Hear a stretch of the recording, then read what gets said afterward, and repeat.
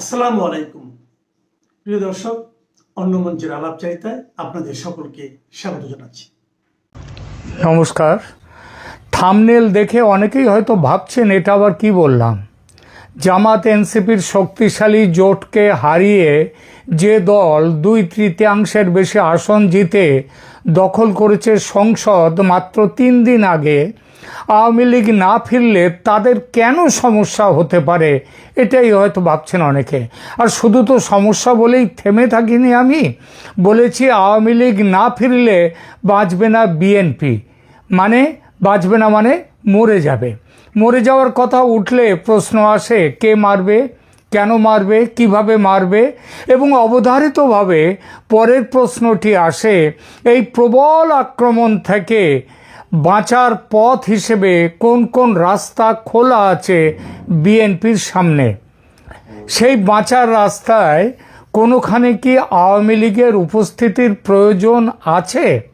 দেখুন, বাংলাদেশ সংসদে প্রতিপক্ষ হিসেবে এখন আছে দুটি মাত্র রাজনৈতিক দল, দুটি বিপরীতমুখী রাজনৈতিক ধারা।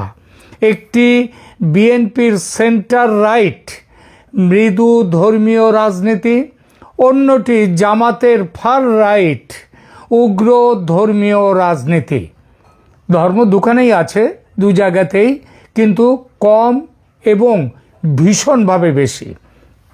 এর বাইরে বড় করে আছে আবার পাকিস্তান ও ভারতের অবস্থান এবং তাদের চাপ। বিএনপির কাছে জাতীয়তাবাদ, বাঙালি ঐতিহ্য এর একটা গুরুত্ব আছেই, আছে মুক্তিযুদ্ধের চেতনার প্রতি সম্ভ্রম বোধ। আওয়ামী লীগের মুক্তিযুদ্ধের চেতনার সঙ্গে বিএনপির মুক্তিযুদ্ধের চেতনা যে একই রেখায় চলে তা নয়, বিরোধ আছে সেখানেও। তবুও 71-এর ধারক হওয়ার দাবিদার কিন্তু দুই পক্ষই। এটা কোনো নতুন বা বিচ্ছিন্ন সংকট নয়। এমন সংকট দেখা যায় পৃথিবীর বিভিন্ন দেশেও, ভারতেও আছে। ভারতের স্বাধীনতা যুদ্ধে কার অবদান বেশি, মহাত্মা গান্ধীর নাকি নেতাজি সুভাষের? এ নিয়ে কি কোনো বিতর্ক নেই? দেশ গঠনে নেহেরুর অবদান বেশি না বল্লভভাই প্যাটেলের অবদান বেশি? কার অবদান বেশি সে নিয়ে কি বিতর্ক নেই? বাংলাদেশেও ঠিক তেমনটাই আছে। সেখানেও যারা আওয়ামী লীগ তারা মনে করে যে শেখ মুজিবুর ছাড়া, বঙ্গবন্ধু ছাড়া বাংলাদেশে মুক্তিযুদ্ধে অন্যদের অবদান তার ধারে কাছে নেই। তারা কারোর একেবারে অস্বীকার নিশ্চয়ই করে না, কিন্তু তাদের কাছে যেখানে উজ্জ্বল জ্যোতিষ করছেন বঙ্গবন্ধু, তার আশেপাশে কেউ নেই। অন্যদিকে বিএনপি মনে করে বাংলাদেশের মুক্তিযুদ্ধে সেখানে শেখ জিয়াউর রহমান, তার ভূমিকাও অনেক বেশি, অস্বীকার করার মতো নেই। বাংলাদেশে বিএনপি এবং আওয়ামী লীগ দাঁড়িয়ে আছে ঠিক এই জায়গাতে। ভারতের সঙ্গে বিএনপির সম্পর্ক যে কোনো কালেই খুব একটা মধুর ছিল না, অন্তত আওয়ামী লীগ আর ভারতের যে সম্পর্ক তেমনটা যে কখনোই ছিল না বিএনপির সঙ্গে, সেটা অস্বীকার করা যায় না।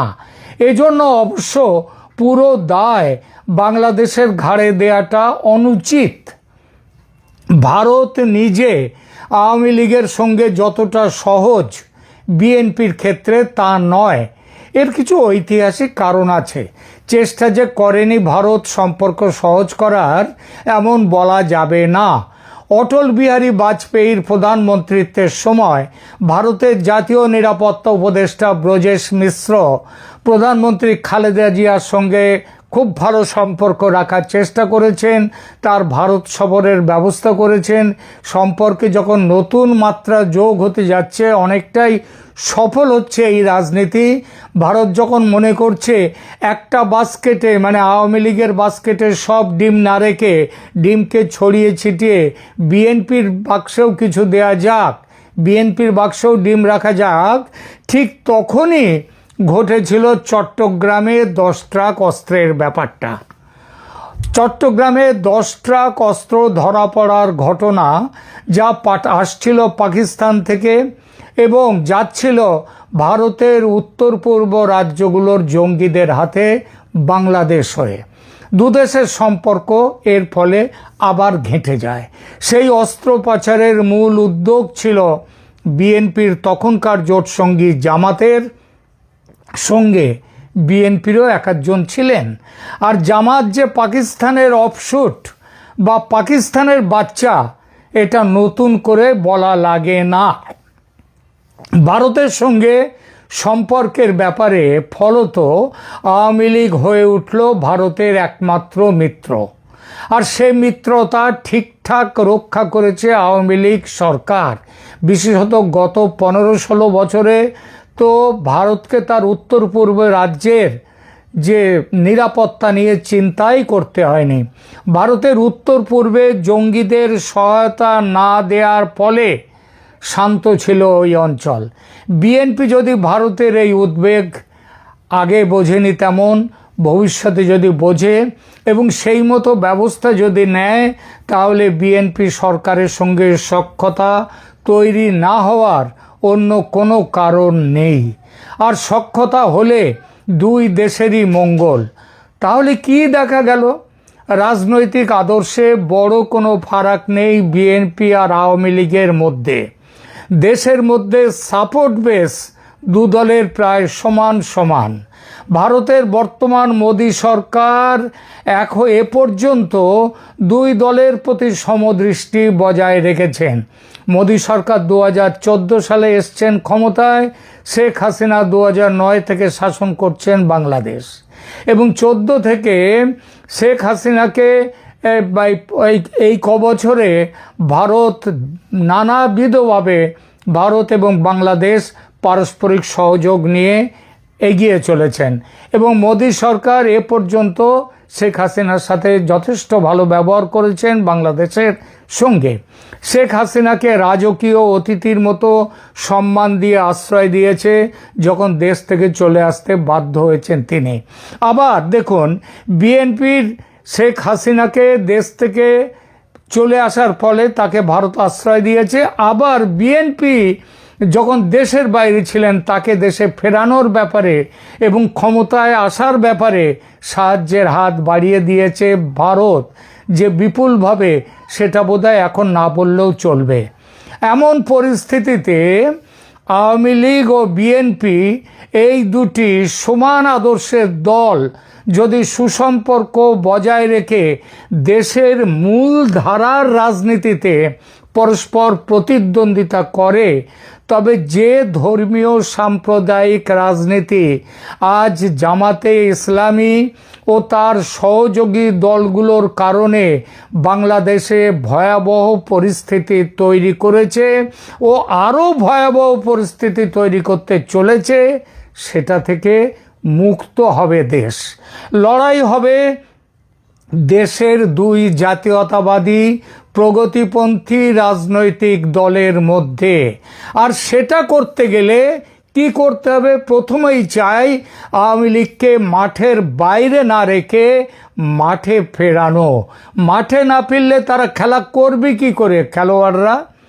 নির্বাচনে বিএনপির বিপুল জয়ের পর বাংলাদেশের রাজনীতিতে তাই আজ বড় প্রশ্ন, আওয়ামী লীগের ওপর যে কার্যক্রমের নিষেধাজ্ঞা দেয়া হয়েছে গত বছরের মে মাস থেকে, সেই নিষেধাজ্ঞা কবে প্রত্যাহার করছে নতুন সরকার? আদৌ কি করবে? প্রধানমন্ত্রী হওয়ার আগে এই সম্পর্কে এক প্রশ্নের জবাবে তারেক রহমান কোনো ধোঁয়াশা না রেখে স্পষ্ট ভাষায় জবাব দিয়েছিলেন যে তিনি নিষেধাজ্ঞা দেওয়ার রাজনীতিতে বিশ্বাস করেন না। তিনি আরও বলেছিলেন, এই রাজনীতি চলতে থাকলে ভবিষ্যতে তার দলও নিষেধাজ্ঞার কবলে পড়তে পারে। এই প্রসঙ্গে ছোট্ট করে একটি কথা মনে করিয়ে দিই, আওয়ামী লীগ কিন্তু কোনো দিনই বিএনপিকে নিষেধাজ্ঞা দেয়নি বিএনপির ওপর। বিএনপি ভোটে দাঁড়ায়নি, তাকে দাঁড়াতে দেয়া হয়নি বলে নয়, বিএনপি ভোটে দাঁড়ায়নি, ভোট বয়কট করেছিল বলে। কিন্তু নীতিগতভাবে কিছু বলা এক জিনিস, আর বাস্তবে সেই নীতি মেনে কাজ করা আর এক জিনিস। এই প্রতিবেদনে আমরা দেখব বিএনপিকে এই মুহূর্তে আওয়ামী লীগের ওপর জারি করা নিষেধাজ্ঞা প্রত্যাহার করে তাকে রাজনৈতিক কার্যক্রম শুরু করতে দেওয়ার জায়গায় আছে, আবার এমন সিদ্ধান্ত নিলে বিএনপির ক্ষেত্রে রাজনৈতিক কি সুফল বা কি কুফল হতে পারে। আওয়ামী লীগের ওপর আনুষ্ঠানিক নিষেধাজ্ঞা এখনো আইনি ও প্রশাসনিকভাবে বহাল আছে। 2025 সালের মে মাসে অন্তর্বর্তী সরকার শেখ হাসিনার আমলের সন্ত্রাস বিরোধী আইন ও সংশোধিত অর্ডিন্যান্সের আওতায় আওয়ামী লীগ ও তার অঙ্গ সংগঠনের সব রাজনৈতিক কার্যক্রম নিষিদ্ধ করে দেয়। এরপর নির্বাচন কমিশন আবার দলটির রেজিস্ট্রেশন স্থগিত বা বাতিল করে। ফলে 2026 সালের ফেব্রুয়ারির সংসদ নির্বাচনে আওয়ামী লীগ অংশ নিতে পারেনি। কিন্তু নির্বাচনের পরপরই বাস্তব রাজনীতির মাটিতে কিন্তু অন্য দৃশ্য দেখা যাচ্ছে। নির্বাচনে জামাত এনসিপি জোট পরাজিত হওয়ার পর অন্তত 20টি জেলায় আওয়ামী লীগের পুরনো পার্টি অফিসে নেতাকর্মীরা ঢুকে পতাকা তোলা শুরু করে দিয়েছেন, স্লোগান দিচ্ছেন, ছবি টাঙাচ্ছেন, সঙ্গে সঙ্গে কোথাও ছাত্র যুব জুলাই আন্দোলনের কর্মীদের সাথে পাল্টা আক্রমণ প্রতি আক্রমণে চলছে। এসবের ফলে অগ্নিসংযোগ ভাঙচুর ইত্যাদিও হয়েছে। ঢাকাতেও পর্যন্ত আওয়ামী লীগ তাদের একটি বেদখল হওয়া অফিস উদ্ধার করে সেখানে কাজ করা শুরু করেছে। পঞ্চগড়ে এক ইউনিয়ন পর্যায়ের আওয়ামী লীগ অফিস পুনরায় খোলার ঘটনায় স্থানীয় বিএনপি নেতাকে সামনে দাঁড়িয়ে সমর্থন দিতেও দেখা গেছে। তিনি নিজে বলেছেন, এলাকার শান্তি শৃঙ্খলা রক্ষার তাগিদেই অফিস বন্ধ থাকার যৌক্তিকতা নেই আর। যদিও পরে পার্টি এই বিষয়ে তাকে প্রশ্ন করলে তিনি অন্যরকম সাফাই দিয়েছেন। তবে সাফাই যাই দেন না কেন, এটা স্পষ্ট যে আওয়ামী লীগকে আর ফ্যাসিস্ট দল বলে মনে করছে না বিএনপির নেতারা। মাঠ পর্যায়ে বিএনপি চায় আওয়ামী লীগ তাদের রাজনৈতিক কর্মকাণ্ড শুরু করুক, অর্থাৎ আইনগত নিষেধাজ্ঞা বহাল থাকলেও মাঠের রাজনীতিতে ইতিমধ্যেই আওয়ামী লীগ আবার দৃশ্যমান হতে শুরু করেছে এবং সেই প্রক্রিয়ায় স্থানীয় বিএনপি নেতাদের একটি অংশ অন্তত নীরব, কোনো জায়গায় সরব সমর্থনও দিচ্ছে, এমন উদাহরণ মিলে যাচ্ছে। বাংলাদেশের রাজনীতির নির্বাচন উত্তর গতিবিধি দেখে বোঝা যায় মাঠে অদৃশ্য থাকলেও আওয়ামী লীগকে সামনে নিয়ে বেশ কিছু পরিমাণে আবর্তিত হতে চলেছে আগামীর রাজনীতি। কেন আগামী দিনের রাজনীতিতে সংঘাত আরও তীব্র হবে তার পেছনে আছে এক ত্রিমুখী বাস্তবতা। এক, গণভোটে পাশ হওয়া জুলাই চার্টার। 2, সেই চার্টারকে প্রশ্নবিদ্ধ বা বিলম্বিত করার বিএনপি কৌশল। এবং 3, দুইটি বিষয়কে কিভাবে প্রভাবিত করতে পারে যদি আওয়ামী লীগের মাঠে পুনরাবির্ভাব হয়, তাহলে সেই বিষয়। এই 3টি বিষয় একসঙ্গে মিলিয়ে কয়েকটি অবধারিত টানাপোড়েন তৈরি হচ্ছে। জনম্যান্ডেট বনাম সংসদীয় সংখ্যাগরিষ্ঠতায় জুলাই চার্টার গণভোটে হ্যাঁ পেয়েছে, যদিও সেটাও প্রশ্নবিদ্ধ নির্বাচনে সেই গণভোটের সংখ্যা। তারা বলছে, সরকার থেকে বলছে 60% মতো ভোট পেয়েছে গণভোট, তারও মধ্যে আবার বেশ কিছু 60% হ্যাঁ ভোট পেয়েছে। একই সময়ে বিএনপি একক সংখ্যাগরিষ্ঠতা পেয়েছে সংসদে। এখন দেখা যাচ্ছে বিএনপি সাংবিধানিক সংস্কার পরিষদের শপথ না নিয়ে বিলম্বিত করতে চায় এই প্রক্রিয়া।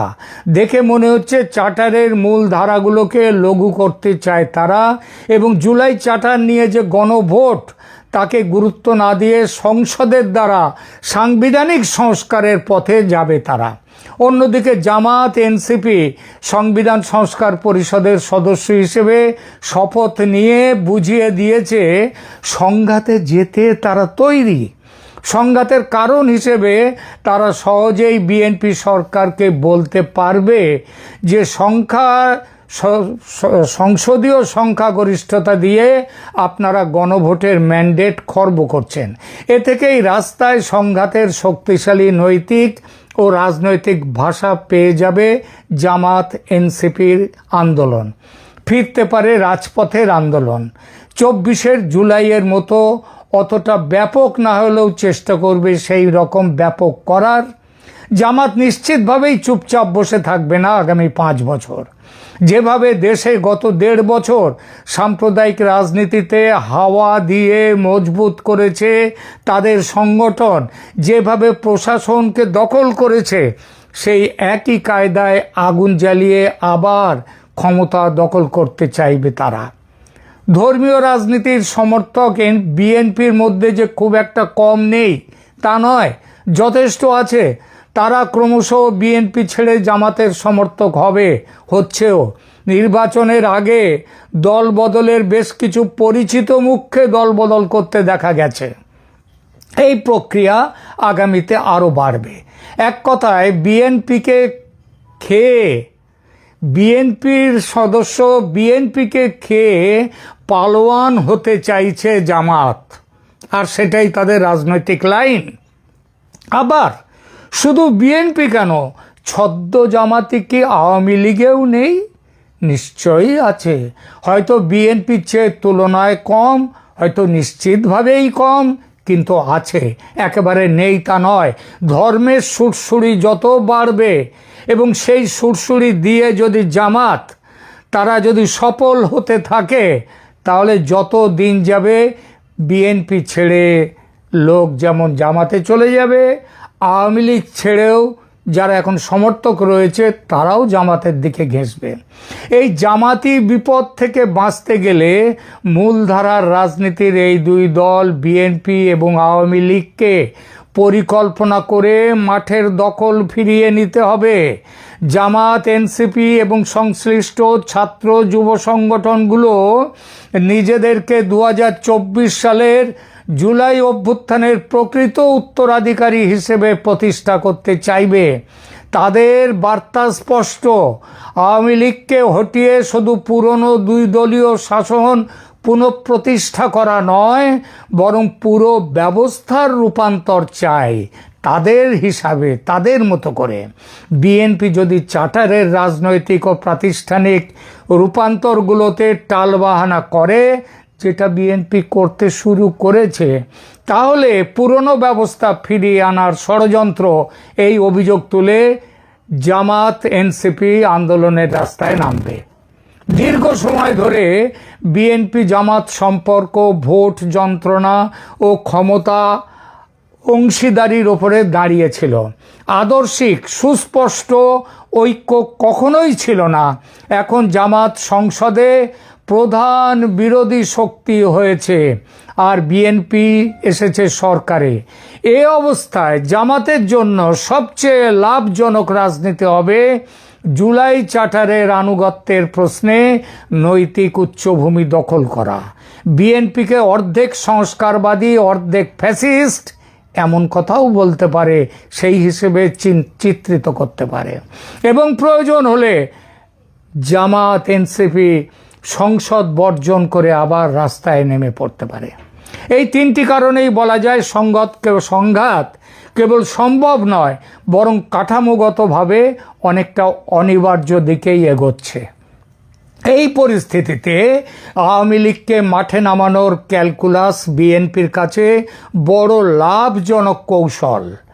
জামাত এনসিপি প্রভাব খর্ব করতে আওয়ামী লীগকে পুনরায় বৈধ রাজনীতির ময়দানে টেনে আনার প্রলোভন বিএনপির সামনে সুবিধাজনক ও বড় রাজনৈতিক চাল হয়ে উঠতে পারে। বিএনপি এর আগে বক্তব্য দিয়েছে কি, দল নয় অপরাধ বিচার। ইউনূস সরকার যখন আওয়ামী লীগকে নিষিদ্ধ করছিল, বিএনপি কিন্তু তখন একদম কঠিন অবস্থান নেয়নি। বিএনপি বলেছে, যদিও ফ্ল্যাকচুয়েট করেছে, তবে প্রথম দিকে বিএনপি কিন্তু বলেছে তারা আওয়ামী লীগকে নিষিদ্ধ করতে চায় না। 2025 সালে দেয়া একাধিক বিবৃতিতে বিএনপি নেতারা বলেছিলেন আওয়ামী লীগ রাজনৈতিকভাবে প্রতিদ্বন্দ্বী হতে পারে, কিন্তু অপরাধের বিচার ব্যক্তি পর্যায়ে হওয়া উচিত।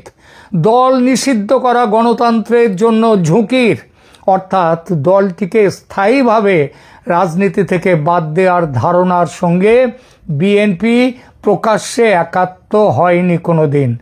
বড় দুদলের কাঠামোর প্রতি বিএনপির একটি স্বাভাবিক স্বস্তির জায়গা আছে। বাংলাদেশের নির্বাচনী গণিত ও প্রশাসনিক বাস্তবতায় দ্বিদলীয় মেরুকরণ বিএনপি বনাম আওয়ামী লীগ বিএনপির অনেক ক্যালকুলাসে চেনা ও ব্যবস্থাপনাযোগ্য দৃশ্য। বিপরীতে জুলাই আন্দোলন, উত্থিত এনসিপি, নতুন প্রজন্মের র্যাডিক্যাল ছাত্র রাজনীতি এবং জামাত, এরা ডানপন্থী জোট, ধর্মীয় জোট, উগ্রপন্থী ধর্মীয় জোট। বিএনপির জন্য এরা অনেক বেশি অপ্রত্যাশিত ও তাদের মোকাবিলা করা অনেক বেশি শক্ত। এই প্রেক্ষাপটে আওয়ামী লীগকে পুনরায় রাজনৈতিক প্রতিযোগিতায় ফিরিয়ে আনা বিএনপির জন্য কম ঝুঁকির দীর্ঘমেয়াদী বিকল্প, যাতে বিরোধী রাজনীতির বড় অংশ জামাত এনসিপি থেকে সরিয়ে আবার মূলধারার জাতীয়তাবাদী চেতনায় টেনে আনা যায়, যেমন করে আমেরিকায় একবার ডেমোক্র্যাট একবার রিপাবলিকান, এবং ইংল্যান্ডে, পৃথিবীর ভারতেও একবার কংগ্রেস একবার আবার আসছে বিজেপি। ঠিক এইভাবে একটা দুটি মেরুর রাজনীতি এখানে থাকবে। নির্বাচনের পরপরই কয়েকটি জেলায় যেভাবে নিষিদ্ধ আওয়ামী লীগ অফিস পুনরায় খোলার ঘটনায় স্থানীয় বিএনপি নেতাদের শান্তির স্বার্থে অফিস খোলা থাকুক, এই ধরনের ভূমিকা দেখা গেছে, তা অন্তত একটা বার্তা দেয় যে শীর্ষ পর্যায়ে না হলেও উপজেলা, ইউনিয়ন স্তরে বিএনপি আওয়ামী সম্পর্ক ইতিমধ্যে শত্রুতা থেকে সহাবস্থানের দিকে সরে এসেছে। জামাত এনসিপি কর্মীদের হাতে আওয়ামী অফিসে হামলা, অগ্নিসংযোগের ঘটনাকে কেন্দ্র করে স্থানীয় বিএনপি নেতারা কিছু জায়গায় আওয়ামী লীগকে সহানুভূতির জায়গা দিচ্ছেন। এটাও জামাত বিরোধী ব্লকের একটি প্রাথমিক সিগন্যাল যে একটা ব্লক তৈরি হতে যাচ্ছে। রাজনৈতিক যুক্তিতে আওয়ামী লীগকে মাঠে আনার ক্যালকুলাস পরিষ্কার এবং বাস্তবে তা খুব একটা কঠিনও নয়। নিষেধাজ্ঞা এসেছে সন্ত্রাস বিরোধী আইন ও আন্তর্জাতিক অপরাধ ট্রাইব্যুনালের বিচার প্রক্রিয়ার সঙ্গে যুক্ত করে। এই সন্ত্রাস বিরোধী আইনের বিরোধী ছিল কিন্তু এই আজ যারা ওই আইনকে ব্যবহার করে ট্রাইব্যুনালে নিয়ে এসেছে শেখ হাসিনাকে, তারা কিন্তু সন্ত্রাস বিরোধী আইনের বিরোধী ছিল। তো এই ট্রাইব্যুনালের বিচার প্রক্রিয়ার সঙ্গে যুক্ত করাটা কিন্তু সেটা কিন্তু ওই আন্তর্জাতিক অপরাধ ট্রাইব্যুনালে আইনে অর্ডিন্যান্স করে সেইটা করেছে।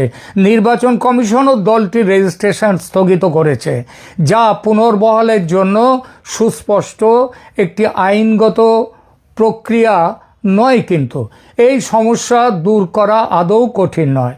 আগামী 1 মাসের মধ্যে রাষ্ট্রপতির জারি করা ট্রাইব্যুনাল অর্ডিন্যান্স সংসদ পাশ না করলে ট্রাইব্যুনালের অস্তিত্ব শেষ। ট্রাইব্যুনালের আরোপিত দণ্ড ও শাস্তি বাতিল করা কিংবা হাইকোর্টে বা সুপ্রিম কোর্টে পুনর্বিচার হওয়া, এটাই হতে পারে বড় জোর। সেখানে দলের বিরুদ্ধে গাজোয়ারি মামলা যেটা করেছিলেন মোহাম্মদ ইউনূস, সেটা হবে না। মামলা হতে পারে ব্যক্তি বিশেষের বিরুদ্ধে।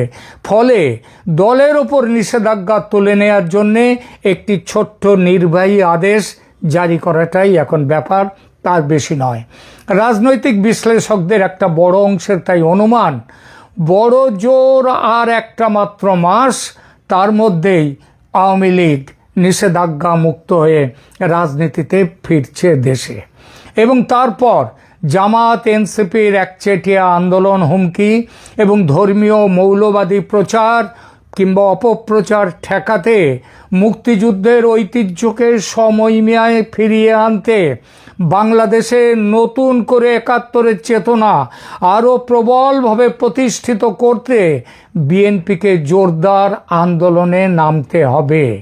সেই আন্দোলনে বিএনপির সঙ্গে অবশ্যই জোট বেঁধে নয়, তবে সমান্তরালভাবে মাঠে থাকবে আওয়ামী লীগ।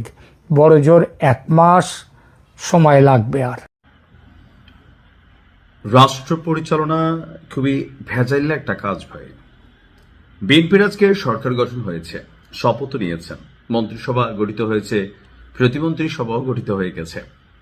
তো সবকিছু মিলিয়ে বিএনপির নেতাকর্মীরা উচ্ছ্বাস প্রকাশ করছেন, কিন্তু দলটির যারা মূল কর্তা বা হর্তাকর্তা ব্যক্তি, বিশেষ করে জনাব তারেক রহমান থেকে শুরু করে সরকার পরিচালনায় যাদের সবচেয়ে বড় ভূমিকা রাখতে হবে এই দলটির, তাদের কাঁধে কি পরিমাণ ঋণের বোঝা চাপিয়ে গেছে এই ডক্টর ইউনূস সরকার। শেখ বশির সাহেব, সম্ভবত আকিজ গ্রুপের কর্ণধার, তিনি একবার বলছিলেন যে এই অন্তর্বর্তী সরকারের 1.5 বছরের শাসনামলে বিদেশ থেকে প্রায় 21 লক্ষ কোটি টাকা ঋণ নেওয়া হয়েছে। এটা নিশ্চয় আপনারা অনেকেই দেখেছেন। এর আগে আওয়ামী লীগ সরকার থাকতে এই ঋণের পরিমাণ ছিল আরো 2 লক্ষ কোটি, অর্থাৎ সব মিলিয়ে 23 লক্ষ কোটি টাকা ঋণ চাপায়ে গেছেন পরবর্তী সরকারের কাঁধে। যেহেতু বিএনপি এখন সরকার গঠন করেছে, ঠিক প্রথম দিনই এই সরকারের জন্য সবচেয়ে বড় চ্যালেঞ্জ হচ্ছে এই বৈদেশিক ঋণ পরিশোধ, নতুন করে ডেভেলপমেন্ট কার্যক্রম, ইকোনমিকে ব্যালেন্স করা, ডলারের রেটকে ব্যালেন্স রাখা, প্রবৃদ্ধির মাত্রা অর্জন করা, এরকম অনেক কিছু হিউজ চ্যালেঞ্জিং ইস্যু সামনে এসেছে। রাজনৈতিক সরকারের কাছে ক্ষমতা হস্তান্তরের মধ্যে দিয়ে নিজের কাঁধের বোঝা ডক্টর ইউনূস তারেক জিয়ার কাঁধে চাপিয়ে দিয়ে গেছেন। আর আগামী 17 ফেব্রুয়ারি, অর্থাৎ আজকে শেষ হয়ে গেছে, দায়িত্ব গ্রহণের সময় বিএনপি সরকারের কাঁধে 23 লক্ষ কোটি টাকা ঋণের বোঝা চাপিয়ে গিয়েছে। পাশাপাশি 2025 সালেও ব্যাংকিং উৎস থেকে সরকারের ঋণের প্রবৃদ্ধি ছিল 32% বেশি। এমন পরিস্থিতিতে ক্ষমতা গ্রহণের প্রথম দিন থেকেই বিএনপি সরকারকে অর্থনীতির একটা বড় চ্যালেঞ্জ মোকাবেলা করতে হবে। বাংলাদেশ ব্যাংকের তথ্য অনুযায়ী 2024-25 অর্থ বছর শেষে দেশি বিদেশি উৎস থেকে নেওয়া সরকারের ঋণের পরিমাণ দাঁড়ায় 22,50,904 কোটি টাকা। চলতি অর্থ বছরের জুলাই থেকে ডিসেম্বরের সময়ে সরকার শুধুমাত্র ব্যাংকিং উৎস থেকেই 61,148 কোটি টাকা নিয়েছে। এখন আসলে এই 1.5 বছরে দেশে কি উন্নতি হয়েছে, কি ডেভেলপমেন্ট হয়েছে, কি সংস্কার হয়েছে আমি আসলে জানি না। তবে অনেক জায়গায় রাস্তাঘাট, যেমন আমার কুমিল্লা 5, এখানে বুড়িচুং ব্রাউনপাড়া যে রোড আছে, এই রোডটাতে উন্নয়নের কাজ হয়েছে। কাজ হয় না একদম তা না, তবে যেই টাকাটা টোটালি এখানে আসলো সেই পরিমাণ টাকার কাজ হয়েছে কিনা এটা হচ্ছে প্রশ্ন। দর্শক, এই সময়ে 107,40,00,000 ডলারের নেট বৈদেশিক ঋণ আমরা গ্রহণ করেছি। প্রতি ডলার 122 টাকা ধরে এর পরিমাণ ছিল 13,103 কোটি টাকা। সেই হিসাবে চলতি অর্থ বছরের প্রথম 6 মাসে সরকার দেশি বিদেশি উৎস থেকে 74,251 কোটি টাকা ঋণ নিয়েছে। সব মিলিয়ে গত 1.5 বছরে আপনার সরকারের ঋণের পরিমাণ দাঁড়িয়েছে 23,25,155 কোটি টাকা। আমরা যারা ভাবতেছি যে বিএনপি সরকার আসার সাথে সাথে একদম সবকিছু জনাব Tarek Rahman I have a প্ল্যানের মাধ্যমে সুপার ম্যাজিক দিয়ে তিনি সব সমাধান করে ফেলবেন, এটা কিন্তু সম্ভব না। কেন?